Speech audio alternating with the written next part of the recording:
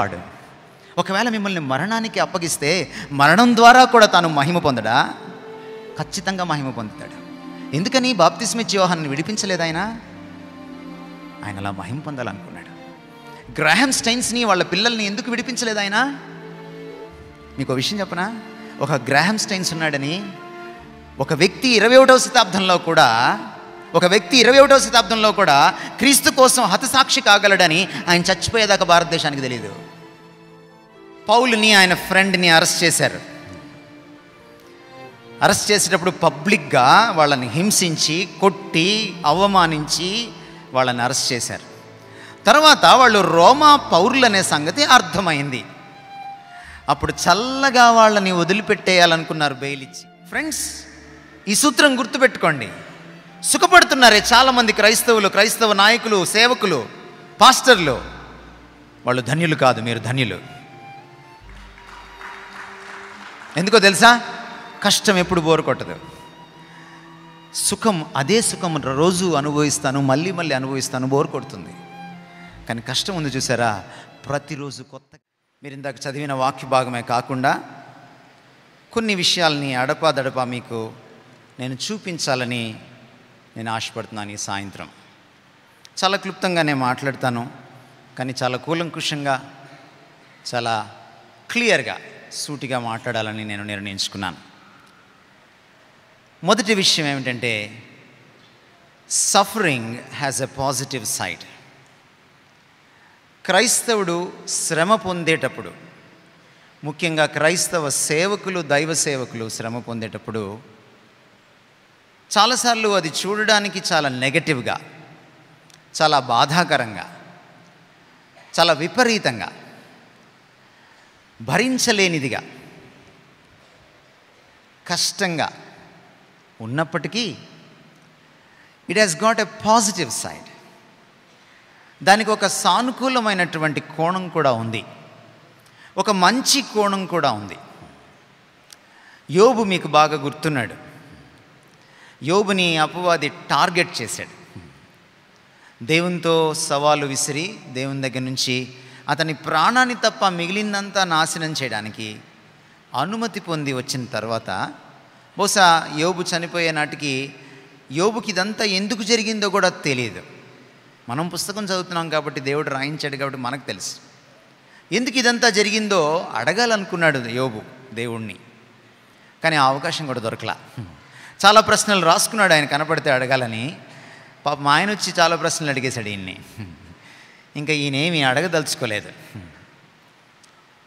కానీ యోబు 2వ అధ్యాయం మీరు చదివితే, ఆయన భార్య ఆయనకు సహకరించాల్సింది పోనిచ్చి ఒక అద్భుతమైన ఐడియా ఇచ్చింది ఆయనకి. ఏమిటంటే, అటు ఆత్మహత్య కాకుండా ఇటు హత్య కాకుండా చచ్చిపోయే ఐడియా. ఏమందంటే, దేవుణ్ణి దూషించి చచ్చిపోరాదు అంది. నువ్వు ఇంకా నమ్మకంగా ఉంటావా అంది. శ్రమ చాలాసార్లు ఏం చేస్తుందంటే మనిషిని కృంగదీస్తుంది. నేను ఎందుకు ఇలా శ్రమించాలి, అందరూ బాగున్నారు కదా అనిపిస్తుంది. శ్రమ మనల్ని ఒంటరి వారిగా చేస్తుంది. శ్రమలో ఉన్నప్పుడు చాలాసార్లు డిప్రెషన్ ఒకటే ఉంటుంది, కృంగిపోవడం ఒక్కటే మిగిలిపోతుంది. చాలాసార్లు కౌన్సిలింగ్ కూడా మంచిగా ఉండదు. ఆ తర్వాత మనకు తెలుసు యోబు యొక్క స్నేహితులు కూడా ఎంత అద్భుతమైన కౌన్సిలింగ్ ఇచ్చారో ఆయనకి. కానీ యోబు ఒక అద్భుతమైన మాట అంటాడు దేవుడి గురించి. దేవుడి దగ్గర నుంచి ఎప్పుడు మంచి కోరాలా? ఆయన మనల్ని శిక్షించకూడదా? ఆయన మనల్ని హింసించకూడదా? ఆయన మనకి అప్పుడప్పుడు కీడును అనుమతించకూడదా అని యోబు ప్రశ్నిస్తాడు. తన భార్యని ఎదురు ప్రశ్నిస్తాడు. నాకు చాలా ఆశ్చర్యం వేస్తుంది యోబుని చూసినప్పుడు. ఈరోజు మనకి బైబిల్ మన చేతుల్లో ఉంది, కానీ మనకు బైబిల్ చాలా వరకు తెలియదు. ప్రభు కూడా చాలా వరకు తెలియదు మనకి. అలా తెలియకుండా చేసేసుకున్నాం. యూట్యూబ్ వచ్చిన తర్వాత, టీవీలు వచ్చిన తర్వాత, వాట్సాప్లు వచ్చిన తర్వాత చదవడం తగ్గిపోయింది. ప్రభుతో టచ్ కూడా పోయింది. మనకి సేవకులతో టచ్ పెరిగింది, సేవకులకి రాజకీయ నాయకులతో టచ్ పెరిగింది, కానీ ప్రభుతో టచ్ పోయింది. కానీ యోబు గురించి నేను చూసినప్పుడు నాకు ఆశ్చర్యం కలిగించేటువంటి విషయం ఏమిటంటే, యోబు మొదటి గ్రంథం 66 పుస్తకాల్లో ఒక పుస్తకం కూడా అప్పటికి ఇంకా రాయబడలేదు. అతి ప్రాచీన బైబిల్ గ్రంథం అది, 66 పుస్తకాల్లో. యోబుకి ఎలా తెలిసి దేవుడు ఇంత సన్నిహితంగా? His knowledge was not theological, his knowledge was relational. అతని జ్ఞానము, దైవ జ్ఞానము ఒక థియలాజికల్ స్కూల్లో, బైబిల్ కాలేజ్లో, బడిలో చేరి నేర్చుకున్నది కాదు. దేవుడి పాదాల దగ్గర నేర్చుకున్నది. దేవునితో అతనికి ఉన్న సాన్నిహిత్యం అలాంటిది. అంత శ్రమలో అతన్ని నిలబెట్టింది ఏంటంటే దేవుడితో అతనికి ఉన్న సంబంధం, సాన్నిహిత్యం. He knew his God. అందుకనే తన దేవుడి గురించిన భార్య చూడలేని, తన స్నేహితులు చూడలేని మరొక కోణాన్ని చూస్తున్నాడు. దేవుడికి నన్ను శ్రమ గుండా తీసుకెళ్లే హక్కు ఉంది అంటున్నాడు యోబు. మరొక చోట అంటాడు, నా విమోచకుడు సజీవుడని నేను ఎరుగుదును అంటాడు. మై ఫ్రెండ్స్, ఈరోజు మీకు నేను చెప్పాలనుకుంటుంది ఏంటంటే, శ్రమలో మిమ్మల్ని నిలబెట్టేది ప్రభుత్వం ఇచ్చే ఆర్థిక సహాయం కాదు. శ్రమలో మిమ్మల్ని నిలబెట్టేది 10 మంది ఫోన్ కాల్స్ కాదు. శ్రమలో మిమ్మల్ని నిలబెట్టేది దేవుడితో మీకున్న సంబంధం. I want to tell you this. That makes you stand against any affliction, any odd thing. అది ఎంత పెద్ద శ్రమ అయినా సరే. నా అటువంటి పాస్టర్కి, అటువంటి దైవ సేవకుడికి, ఎటువంటి దైవ సేవకుడికి? దేవుడి గురించి చాలా బిజీగా ఉండి దేవుణ్ణి కలుసుకోలేని దైవ సేవకుడు కాదు, దేవుడితో గడిపే దైవ సేవకుడికి శ్రమ యొక్క పాజిటివ్ యాంగిల్ తెలుస్తుంది. యాకోబు పత్రిక రాస్తూ అందుకనే మొదటి పేజీలోనే ఈ మాట అంటాడు, శ్రమ ఓర్పును పుట్టిస్తుంది. అందుకని శ్రమ వచ్చినప్పుడు మహదానందం చెందమంటాడు, మహదానందం చెందమంటాడు. ఆ కిందకు వచ్చి అంటాడు, ఓర్పు మిమ్మల్ని సంపూర్ణులుగా చేస్తుంది అంటాడు. మేము మెచ్యూరిటీలోకి రావడానికి కొన్ని ఏళ్ళు పట్టచ్చు, మెచ్యూరిటీలోకి రాలేకపోవచ్చు. కానీ శ్రమ పడుతున్నారు చూసారు మీరు ప్రభు కోసం, మీరు మా అందరికంటే matured. That's the positive angle of suffering. శ్రమ ఒక క్రైస్తవుణ్ణి, క్రైస్తవ సేవకుణ్ణి పరిణతి చెందేలా చేస్తుంది, ఎదిగేలా చేస్తుంది. అది ఎదగడానికి అవకాశం. Suffering has got a positive side. పౌలు అంటాడు, శ్రమించినప్పుడు ఆయన జీవితం మనం చూసినప్పుడు మనకు అర్థమవుతుంది ఆయన ఎన్ని శ్రమలు గుండా వెళ్ళాడు. పౌలుని ఎంచుకున్నప్పుడు అననీయకు చెప్తాడు దేవుడు, ఇతను నా కోసం శ్రమించాలి, శ్రమనొందాలి, కష్టాలు పడాలి, అందుకే పిలుచుకున్నాను. మీరు అతని జీవితాన్ని మీరు చూడండి, బైబిల్లో అనేకుల జీవితాలను మీరు చూడండి. You know, suffering is a training, is a discipline of God for a Christian in faith. విశ్వాసంలో రాటుదేలేలా చేసేది శ్రమ. మీరు భోంచేయండి కానీ పని చేయకండి, మీరు భోంచేయండి వీసమెత్తు కూడా కదలకండి, ఇంట్లోనే తిష్ట వేసుకుని కూర్చోండి. మీరు 3 పూటలు కాదు 6 పూటలు భోంచేయండి, వాకింగ్ కూడా చేయకండి. చూడండి మీరేమవుతారు. కొన్ని నెలలకే డాక్టర్ గారి దగ్గరికి వెళ్ళాలి, ఐసీయూలో చేరిపోవాలి మీరు. శ్రమ ఏం చేస్తుందంటే ఆరోగ్యాన్ని ఇస్తుంది. శారీరక శ్రమ చెమట కారిస్తే ఆరోగ్యం వస్తుంది. పాత రోజుల్లో ఆడవాళ్ళకి తొందరగా నడునొప్పి వచ్చేది కాదు, ఈ రోజుల్లో తొందరగా వస్తుంది. ఎందుకంటే మొన్నటిదాకా ఆదివారం ఆడవాళ్ళకి సెలవు అన్నారు, ఇప్పుడు ఆదివారం తప్ప అన్ని వారాలు సెలవు అయిపోయినాయి. కర్రీ పాయింట్లు పెరిగిపోయినాయి. నడునొప్పి ఎందుకు వస్తుంది? పాత రోజుల్లో పాపం తిరగలు విసిరేవాళ్ళు, ఇప్పుడు విసరకుండానే విసుగు వచ్చేస్తుంది. శారీరక శ్రమ ఎలాగా మనల్ని ఆరోగ్యంగా ఉంచుతుందో అలాగే క్రీస్తు కోసం శ్రమ మనల్ని ఆధ్యాత్మికంగా ఆరోగ్యవంతులుగా ఉంచుతుంది. ఈ సూత్రం మనకు అర్థమైతే శ్రమను మనం ఆహ్వానిస్తాం. అందుకనే క్రైస్తవుడు ఎప్పుడు సుఖాన్ని కోరుకోకూడదు, అది వాడిని చెడిపేస్తుంది. శ్రమల గురించి ఏం చెప్పాలి మీకు? నేను చాలా విషయాలు చెప్పాలి. చూడండి, సుఖం ఎప్పుడైనా బోరు కొడుతుంది, కానీ కష్టం ఎప్పుడు బోరు కొట్టదు. సుఖం ఎందుకు బోరు కొడుతుందంటే, మీరు ఒక పాపంలో పడండి, మీరు ఒక సుఖానికి అలవాటు పడండి, అది కూడా బోరు కొట్టేస్తుంది మీకు. ద బెస్ట్ ఎగ్జాంపుల్ ప్రపంచంలో నభూతో న భవిష్యతి, సుఖాన్ని అంత అద్భుతంగా ఎంజాయ్ చేసిన వాడు మరొకడు లేడు. అతని పేరు సోలమన్. ఈ నేటి కుర్రాళ్ళు ఎవరు కూడా ఆయన దగ్గరికి కూడా రాలేరు ర్యాంకింగ్లో. ఆయనకున్నంతమంది గర్ల్ ఫ్రెండ్స్ వాళ్ళకు ఎప్పుడూ లేరు. మొన్న ఈ మధ్య నేను గల్ఫ్ దేశం వెళ్తే వరుసగా ఒకే రకమైన బంగ్లాలు, పెద్ద పెద్ద బంగ్లాలు కనపడుతున్నాయి. ఎంత వెళ్ళినా కూడా బంగ్లాలు అయిపోవట్లేదు. ఏంటంటే ఇన్ని పెద్ద బంగ్లాలు కట్టేశారు, అంతా ఒకలాగే ఉన్నాయి, రాజప్రసాదాలు లాగా ఉన్నాయంటే మా రాజుగారి 100 భార్యలు కండి అన్నారు. నాకు అనిపించింది, ఈ రాజుగారు కూడా సొలొమోన్ని బీటౌట్ చేయలేకపోయాడా అని. సొలొమోన్ అంటాడు ప్రసంగి గ్రంథం 12వ అధ్యాయంలో, బాబు సుఖం బోరు కొట్టకముందే, దుర్దినములు రాకముందే, వీటి యందు నాకు సంతోషము లేదని చెప్పు దినములు రాకముందే దేవుణ్ణి తలుచుకో. ఫ్రెండ్స్, ఈ సూత్రం గుర్తుపెట్టుకోండి. సుఖపడుతున్నారే చాలామంది క్రైస్తవులు, క్రైస్తవ నాయకులు, సేవకులు, పాస్టర్లు, వాళ్ళు ధన్యులు కాదు, మీరు ధన్యులు. ఎందుకో తెలుసా? కష్టం ఎప్పుడు బోరు కొట్టదు. సుఖం, అదే సుఖం రోజు అనుభవిస్తాను, మళ్ళీ మళ్ళీ అనుభవిస్తాను, బోరు కొడుతుంది. కానీ కష్టం ఉంది చూసారా, ప్రతిరోజు కొత్తగా పలకరిస్తుంది. యేసుప్రభు వారు ఒకసారి అన్నాడు, ఏ నాటి కీడు ఆ నాటికి చాలు. ఏమర్థమైంది మీకు? ఈరోజు వచ్చిన కీడు రేపు రాదు, రేపు మళ్ళీ కొత్త కీడు వస్తుంది. అందుకే కష్టం బోరు కొట్టదు. Suffering has a positive side.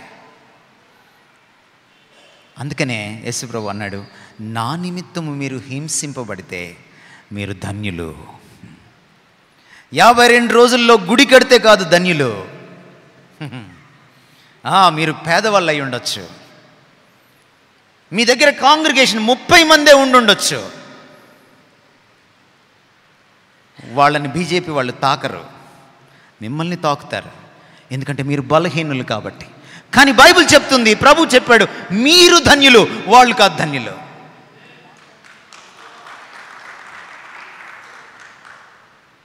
ధన్యులు మీరు. నా నిమిత్తము బిఎండబ్ల్యూలో తిరిగేవాడు ధన్యుడు కాదు. నా నిమిత్తము వెనక బ్యాక్గ్రౌండ్లు రోజుకొకటి మార్చేవాడు ధన్యుడు కాదు.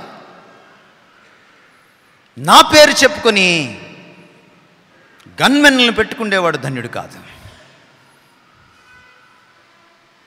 కానీ మీరు ధన్యులు. నా నిమిత్తము హింసింపబడువారు ధన్యులు. ఈ మొదటి వారు ఉన్నారే, ఈ రోజున టీవీలో కనపడుతున్నారే, వాళ్ళు పరలోకంకి వెళ్తారో లేదో నాకైతే తెలియదు, నేను తీర్పు తీర్చకూడదు. కానీ పరలోకంకి ఒకవేళ పొరపాటున వెళ్తే వాళ్ళు చాప మీద కూర్చుంటారు, మీరు సింహాసనం మీద కూర్చుంటారు. నేను చెప్పట్లేదు ఈ మాటలో, బైబిల్ చెప్తోంది, ప్రభు చెప్పాడు. రెండో విషయం మీకు నేను చెప్పాలనుకుంటున్నాను, suffering has a legal side. శ్రమకు క్రైస్తవుడు ఒక దేశంలో క్రీస్తు కోసం శ్రమ పొందుతున్నప్పుడు, సువార్త పరిచర్యలో అంతర్భాగంగా శ్రమ పొందుతున్నప్పుడు దానికి న్యాయపరమైన కోణం కూడా ఉందండి. ఇందాక ఒక అంబేద్కర్ వాది అయిన సోదరుడు మాట్లాడారు ఇక్కడ, మరి వారు ఉన్నారో లేదు ఇక్కడ నాకు తెలియదు. రాజకీయ నాయకులు పైన కూర్చున్నారు, ఇందాక ప్రభుత్వాన్ని రిప్రజెంట్ చేసేవాళ్ళు ఇక్కడ కూర్చొని ఉన్నారు. మీకు గుర్తు చేస్తాను నేను, అపోస్తల కార్యాలు 16వ అధ్యాయం 37, 38 వచనాలు మీరు చూస్తే, పౌలుని ఆయన ఫ్రెండ్ని అరెస్ట్ చేశారు.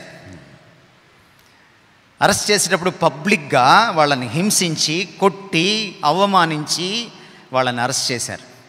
తర్వాత వాళ్ళు రోమా పౌరులనే సంగతి అర్థమైంది. అప్పుడు చల్లగా వాళ్ళని వదిలిపెట్టేయాలనుకున్నారు బెయిల్ ఇచ్చి. పౌలు అన్నాడు, ఏమయ్యా, అరెస్ట్ చేసేటప్పుడు పబ్లిక్గా అరెస్ట్ చేసావే, లాఠీ దెబ్బలు కొట్టేటప్పుడు పబ్లిక్గా కొట్టావే, ఇప్పుడు నువ్వు చల్లగా వదిలిపెట్టేస్తే వెళ్ళిపోతామా? నేను రోమా పౌరుణ్ణి. ఏం చేస్తున్నాడు పౌలు? తన రోమా పౌరసత్వ హక్కులను వాడుకుంటున్నాడు. రెండవ సందర్భం మీకు గుర్తు చేస్తాను. పౌలుని వెళ్ళొద్దని బ్రతిమలాడారు ఎఫెసీ సంఘస్థులు. నీ ప్రాణానికి ముప్పు ఉందని అడిగారు. మీరు చెప్తుందంత కరెక్టే, మీ ప్రవచనాలు కూడా కరెక్టే, కానీ నేను వెళ్ళాలి. వెళ్ళాడు. యెరూషలేంలో జరగరాంది జరిగింది. ఆయన మీదకి జనం దొమ్మిగా వచ్చారు. యూదులు ఆయన్ని చంప చూశారు, ఆయన్ని పట్టుకున్నారు, ఆయన మీద నేరారోపణ చేశారు. నా అగ్రిప్ప వచ్చాడు, ఫెలిక్స్ కూడా వచ్చాడు. పిలాతు స్థానంలో ఫెలిక్స్ ఉన్నాడు ఆ సమయంలో గవర్నర్గా. నా రాజు గారు, గవర్నర్ గారు కూర్చున్నారు, తీర్పు తీర్చారు. అప్పుడు 26వ అధ్యాయం 32వ వచనంలో ఫెలిక్స్ ఇలా అన్నాడు, ఇతన్ని వదిలిపెట్టేసేయచ్చు, ఇతని మీద నేరం ఏది కూడా నిరూపించబడలేదు, మరణశిక్షకు తగినటువంటి పని ఇతను ఏం చేయలేదు, కానీ వదిలిపెట్టలేకపోతున్నాం. ఎందుకంటే ఇతను సీజర్కి అప్పీల్ చేసుకున్నాడు. మీకు ఎక్స్ప్లెయిన్ చేస్తాను నేను పౌలు ఉద్దేశాన్ని. పౌలు వెళ్ళి సీజర్ని కలవాలంటే, సీజరు ప్రపంచాన్ని పరిపాలిస్తున్నటువంటి మహాచక్రవర్తి, సామ్రాజ్యాధినేత. అపాయింట్మెంట్ దొరకదు. కానీ పౌలు ఏం చేశాడు తెలుసా? తన రోమా పౌరసత్వాన్ని వాడుకున్నాడు. తన మీద ఒక తప్పుడు నేరం మోపారు. తప్పుడు నేరము వీగిపోద్దని పౌలుకి తెలుసు. ఆ మాట ముందు అధ్యాయంలో కూడా చెప్తాడు. తను తెలుసు, కానీ తను కావాలని సీజర్కి అప్పీల్ చేసుకుంటాడు. ఎందుకు సీజర్కి అప్పీల్ చేసుకుంటాడు తెలుసా? క్రింది కోర్టులో ఇంకా కేసు తీర్పుకి రాకముందే, హియరింగ్కి రాకముందే సీజర్కి కానీ రోమన్ సిటిజన్ అప్లై చేసుకుంటే అతనికి శిక్ష పడినా పడకపోయినా సీజర్ దగ్గరికి పంపించాల్సిందే, అది రూల్. ఎందుకు వెళ్ళాలనుకున్నాడు సీజర్ దగ్గరికి? తను చచ్చిపోయే రోజులు దగ్గర పడ్డాయి, సీజర్కి సువార్త చెప్పాలి. ఏం వాడుకున్నాడు? చట్టాన్ని వాడుకున్నాడు. పౌలుకి బాగా తెలుసు సీజర్కి సువార్త చెప్తే తల తెగిపోద్దని. ఎలా చచ్చిపోయాడు పౌలు? అలాగే చచ్చిపోయాడు, హతసాక్షి అయ్యాడు. కానీ సీజర్కి సువార్త చెప్పాడు. ఈరోజు మీకు నేను చెప్పాలనుకుంటున్నాను, అందుకే suffering has got a legal side. మనం భారత రాజ్యాంగాన్ని చదవాలి పాస్టర్లు. మీకు మీ హక్కులు తెలుసుకోవాలి. మీరు భారత రాజ్యాంగంలో మీకున్నటువంటి హక్కులు మీరు తెలుసుకోవాలి. రాజ్యాంగం మీకు ఇచ్చే స్వేచ్ఛను మీరు దుర్వినియోగం చేయకూడదు, అలాగని సద్వినియోగం చేసుకోకుండా ఉండకూడదు. మీరు కూడా పోలీస్ స్టేషన్కి వెళ్ళచ్చు. మీ మీద తప్పుడు నేరాలు మోపడానికి వాళ్ళు వెళ్ళక్కర్లేదు, మీరు కూడా వెళ్ళచ్చు. ఇందాక స్వామి గారి గురించి చెప్తా ఉన్నారు. నేను ఆయన బాగలేనప్పుడు రాత్రి 8:30కి చూడడానికి వెళ్ళాను ఆయన్ని. వాళ్ళ భార్య లేరు అక్కడ. ఆవిడకి ఫోన్ చేస్తే వాళ్ళ బ్రదర్-ఇన్-లా ఎత్తారు. ప్రార్థన చేసి వచ్చాను. అప్పటికి ఆయన్ని చూసి మళ్ళీ ఇప్పుడు చూసి చాలా సంతోషిస్తున్నాను నేను. చాలా మెరుగుపడ్డారు ఆయన. తప్పకుండా ఇంకా మెరుగుపడతారు. కొన్నిసార్లు మనల్ని పోలీస్ స్టేషన్కి తీసుకెళ్తారు. మీరెందుకు వెళ్ళరు? అలా వెళ్ళడం దేవుని చిత్తం కాదనుకుంటారు మీరు. మీకు చెప్తున్నాను నేను ఈ రోజున, పౌలు చట్టాన్ని వాడుకున్నాడు. మీరు కూడా చట్టాన్ని వాడుకోవచ్చు, తప్పులేదు. ఇంకా కావాలంటే మీరు పోలీస్ ప్రొటెక్షన్ అడిగి సువార్త చెప్పడానికి వెళ్ళచ్చు. మీకు తెలుసా ఈ సంగతి? మీరు ఎస్పీకి అప్పీల్ చేసుకుంటే మీకు ముందుగానే ప్రొటెక్షన్ ఇస్తారు. తెలుసుకోండి. మీరు భారతదేశంలో పుట్టినందుకు, భారతదేశ రాజ్యాంగం మీకు కల్పిస్తున్న హక్కులకి మీరు దేవుణ్ణి స్తుతించాలి. అంబేద్కర్ గారు రాజ్యాంగాన్ని రాయలా, ఆయన రాజ్యాంగాన్ని రూపకల్పన చేశాడు, కంపైలేషన్ చేశాడు. బ్రిటిష్, అమెరికన్, ఫ్రెంచ్ రకరకాల రాజ్యాంగాల్ని కూర్చాడు ఆయన. మీకు ఒక మాట చెప్పనా? భారతదేశంలో క్రైస్తవ మిషనరీలు స్కూళ్ళు పెట్టకుండా ఉంటే అంబేద్కర్ ఏంటి జవహర్లాల్ నెహ్రూ, బాలగంగాధర్ తిలక్, మౌలానా అబ్దుల్ కలాం ఎవ్వరూ ఉండేవాళ్ళు కాదు. మహాత్మా గాంధీ చదువుకుని ఉండేవాడు కాదు. వెస్టర్న్ కంట్రీస్కి వెళ్ళి అంబేద్కర్ చదువుకోకపోతే క్రిస్టియన్ ఇన్స్టిట్యూషన్స్లో ఇవన్నీ అంబేద్కర్ గారికి తెలిసి ఉండేవి కాదు. అంబేద్కర్ గారు చాలా గొప్పవాళ్ళు, నేను ఆయన అభిమానిని. కానీ క్రైస్తవ మిషనరీలు అంబేద్కర్ గారి జ్ఞానానికి పునాది వేశారు. అమెరికన్ దేశంలో ఉన్న రాజ్యాంగం అంబేద్కర్ చదివాడు. సోషల్ స్టడీస్లో, హ్యుమానిటీస్లో ఒక ప్రశ్న ఉంటుంది, the constitution of India is a copy of British constitution, why explain అని. బ్రిటిష్ కాన్స్టిట్యూషన్ని ఎలా రాసుకున్నారు మీరు వెళ్ళి అడగండి, ఇదిగో ఇందులోంచి రాసుకున్నారు. అమెరికన్ కాన్స్టిట్యూషన్ ఎలా రాసుకున్నారు మీరు వెళ్ళి అడగండి, ఇందులోంచి రాసుకున్నారు. అమెరికన్ కాన్స్టిట్యూషన్లో 38% direct quotations from the book of Deuteronomy, ద్వితీయోపదేశకాండం నుంచి డైరెక్ట్గా తీసుకున్నారు 38%. ఈరోజు మీకు ఎందుకు చెప్తున్నానంటే ఈ మాటలు, చట్టం లౌకికమైంది కాదు, దేవుడు పెట్టాడు. అధికారులు ఎందుకున్నారు? రోమాపత్రిక 13వ అధ్యాయం 1వ వచనం నుంచి 6వ వచనం దాకా మీరు చదివితే అధికారములన్నీ ఆయన నుంచే వస్తాయి. ఈరోజున గవర్నమెంట్ రిప్రజెంటేటివ్స్ ఇక్కడ కూర్చున్నారు, వాళ్ళకి నా మనవి, మీరు క్రైస్తవులకు చాలా సాయం చేస్తున్నారు, ఆర్థిక సాయం కూడా చేస్తున్నారు, స్వామి గారికి కూడా చేశారు, చాలా సంతోషం, గాడ్ బ్లెస్ యూ. కానీ మీరు అది మాత్రమే చేయకూడదు, క్రైస్తవులకి చట్టపరమైన రక్షణ కూడా మీరు కల్పించాలి. ప్రభుత్వానికి నేను ఈ మాట చెప్తున్నాను, రిప్రజెంటేటివ్స్ అందరికీ చెప్తున్నాను నేను ఈ మాట. క్రైస్తవుల మీద దాడి జరిగినప్పుడు పబ్లిక్ ప్రాసిక్యూటర్ వాదిస్తాడు, అంతే కదండి. రోడ్డు మీద ఎవరినైనా పొడిస్తే నేరస్తుడి తరపున ప్రైవేట్ లాయర్, డిఫెన్స్ లాయర్ వాదిస్తాడు, కానీ బాధితుడి తరపున పబ్లిక్ ప్రాసిక్యూటర్ వాదిస్తాడు. Public prosecutor is a government servant and government must see that the culprits to be in prison. ఒక రోజున వాళ్ళు ఊచలు లెక్క పెట్టాలి, జైలు ఊచలు లెక్క పెట్టేలా ప్రభుత్వమే చర్యలు తీసుకోవాలి. It is the responsibility of the chief minister and the governor and the prime minister.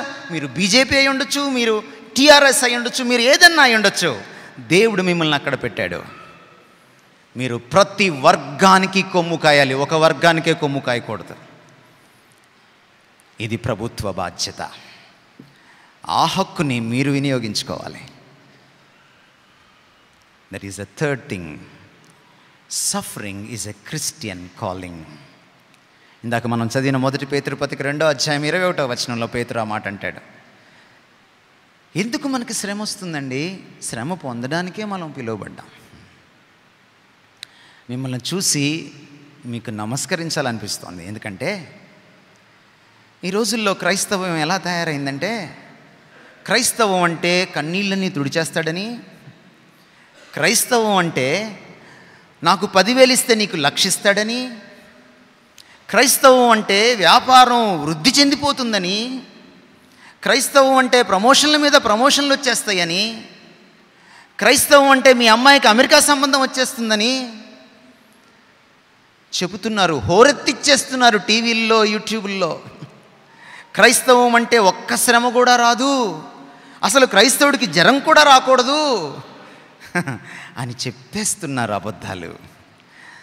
ఇలాంటి క్రైస్తవం ఉన్న రోజుల్లో మీరు క్రీస్తు కోసం శ్రమ పడుతున్నారే, thank you so much, thank you so much.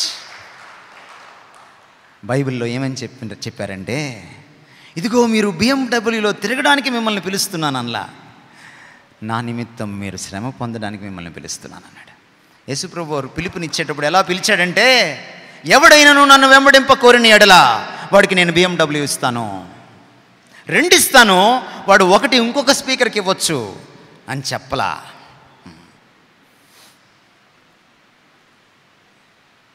సిలువనెత్తుకొని నన్ను వెంబడించవలెను. ఇదిగో ఇది సిలువ. కాళ్ళతో నడవలసిన వాడు వీల్చైర్లో నడుస్తున్నాడే, ఇతను ధన్యుడు.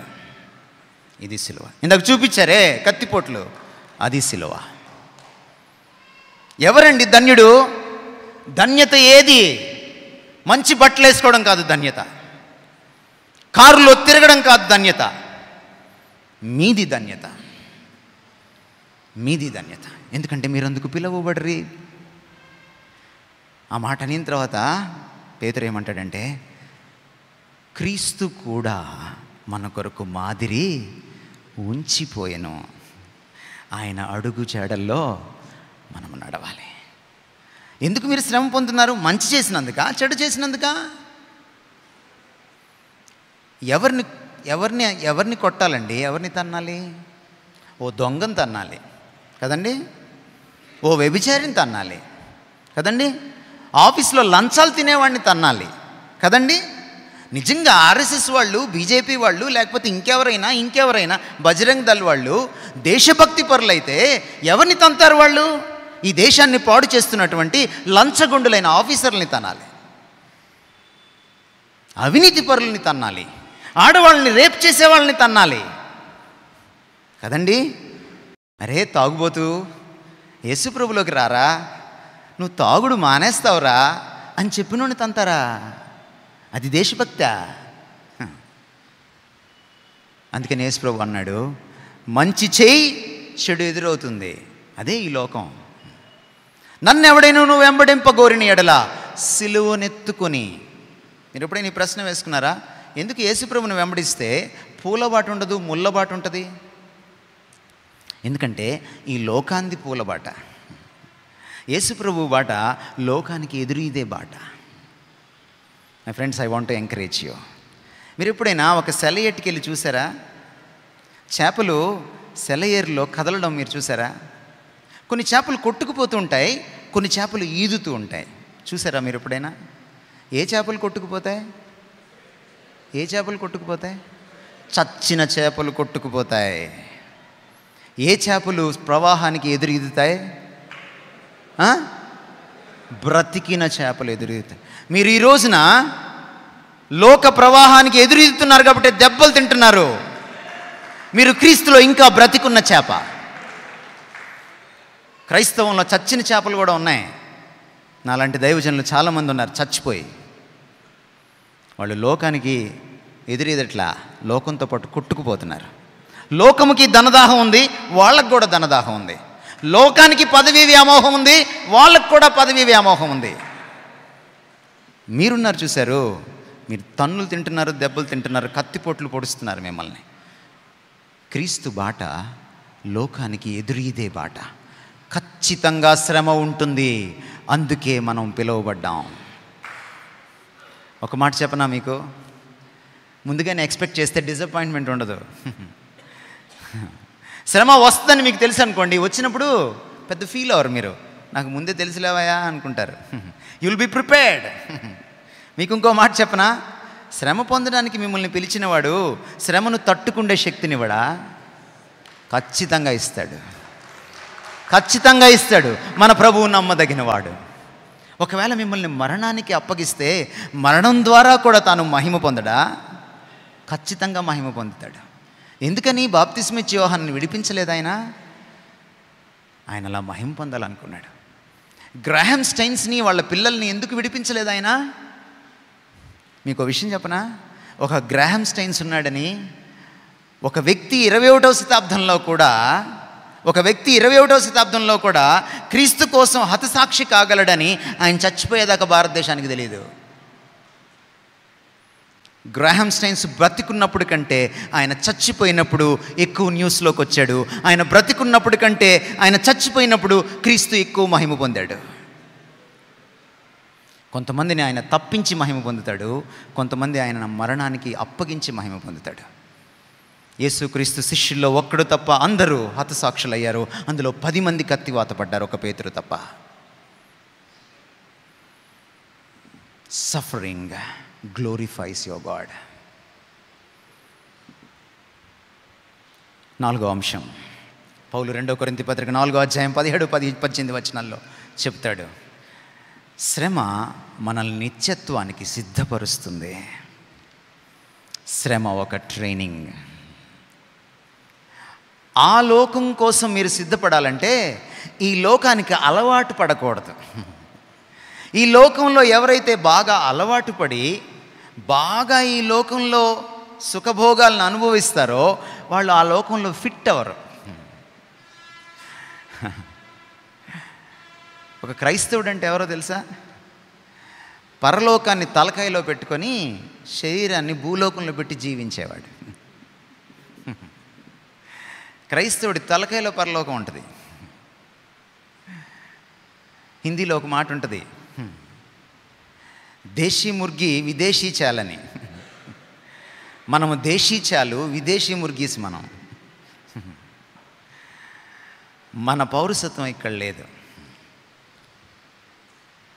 మనం అక్కడికి వెళ్ళాలి ఒక రోజున. ఇక్కడే ఉందండి, మహా అంటే 70 ఏళ్ళు 80 ఏళ్ళు జీవిస్తారు. అక్కడ యుగ యుగాలు జీవిస్తాం. దానికి ఇది ట్రైనింగ్.